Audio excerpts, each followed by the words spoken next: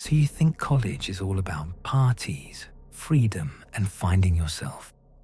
Well, buckle up, Buttercup, because today we're diving into 4 real college horror stories that'll make you want to live off campus for the rest of your natural life. We've got creepy roommates, mysterious stalkers, drugged frat parties, and things that go bump in the night. Literally. Let's get into it. Story 1. The Roommate from Hell. Our first story comes from Dan, a freshman who thought the worst part of college would be cafeteria food. Oh, how wrong he was. Picture this. First day of university, you're excited, your family just left, and in walks your new roommate Dale.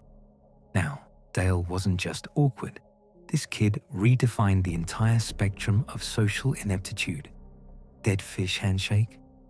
Check couldn't introduce himself. Double check. But here's where it goes from cringe to criminal real fast. Night 1, Dan wakes up at 4 a.m.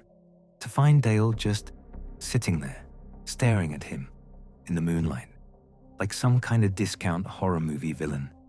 Dale's excuse? Sorry, that's it, just sorry. As if accidentally watching someone sleep is like bumping into them in the hallway. But wait, it gets so much worse. Dan finds Dale literally sitting in dirt during orientation, rubbing tree bark like he's auditioning for a nature documentary about feral children. The other students are pointing. Dan's pretending he doesn't know him. It's a whole thing. Then the snooping starts. Dale goes through Dan's laptop, his emails, his clothes, basically everything short of checking his browser history. And when confronted, Dale screams, "No," before Dan even finishes the question. Subtlety level, -10. The grand finale. Dan switches roommates, thinks he's free, and then wakes up in his new dorm to weird clicking sounds at the door. He looks through the peephole and sees someone trying to pick the lock. Spoiler alert, it's Dale. Campus police show up, Dale's in handcuffs, and Dan never sees him again. Now, if you think having a stalker roommate is bad, wait until you hear what happens when you venture into the woods after dark with a few beers and 0 survival instincts. Story 2. Blair Witch, Project Isle. Story number 2 takes us to Binghamton University, where our narrator and his 2 buddies decided to have a bro chat in the nature preserve. You know, as one does when they want to tempt fate.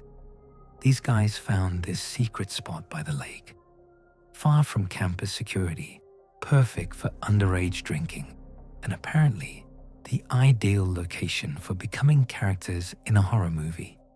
They're having a great time, laughing, drinking cheap beer, living their best lives. Then suddenly, silence. They hear footsteps, branches cracking, something or someone circling them in the darkness. Now remember, these aren't the confrontational guys in their friend group. These are the hide and hope it goes away types. So they sit there shushing each other like scared mice, while whatever's out there plays psychological warfare with them. Then, thud. A massive branch gets thrown into their campfire. One friend immediately books it like Usain Bolt. The other 2 are sitting there half laughing, half terrified, trying to figure out if this is a prank or their final moments on Earth. Plot twist. It wasn't a prank. Another branch comes flying out of nowhere and smacks one of them right in the face. At this point, survival instincts kick in, and they're running like their lives depend on it, because they probably did. Here's the creepiest part. When they make it back to the dorm and look out the window, there's someone pacing by the woods. Every time a car passes, they duck back into the trees. Then they disappear, Forever. No explanation, no identity, just gone. Think the woods are scary. At least you can run away. But what happens when you're drugged at a party and wake up in a room that's not supposed to be yours? Story 3 is about to get dark. Story 3. The Underground Frat House. Welcome to the University of Iowa, where our narrator made one crucial mistake, saying yes to an underground frat party. And not just any underground frat. We're talking bottom tier. The kind of place where the house looks like a crime scene waiting to happen.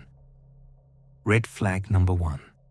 The house was in a sketchy downtown area that probably had its own dedicated police patrol. Red flag number 2. 50 dudes, 2 girls, 0 charm.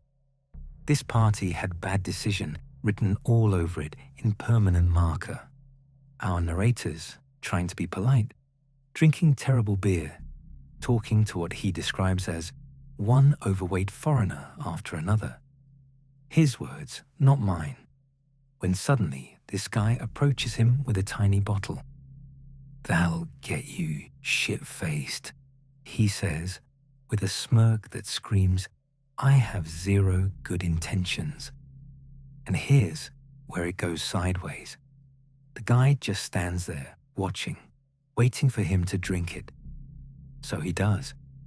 2 shots of mystery liquid that probably wasn't on any approved beverage list. Minutes later, room spinning, vision blurring, everything going dark. Next thing he knows, he's waking up in a pitch-black room upstairs. Music's muffled.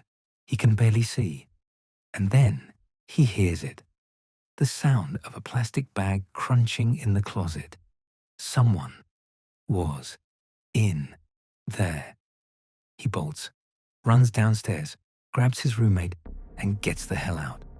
Time check reveals he was only out for 10 minutes. Whatever they gave him was either a dud or he got incredibly, cosmically lucky. His clothes were still on. Nothing hurt. He dodged a bullet that could have ruined his entire life. So far, we've had stalkers and potential kidnappers. But what about when the threat isn't human? What happens when something or someone knocks on your door in the dead of night and no one is ever there? Story 4 is pure nightmare fuel. Story 4. The Phantom Knocker. Our final story features a sophomore with a single dorm in the corner of his floor.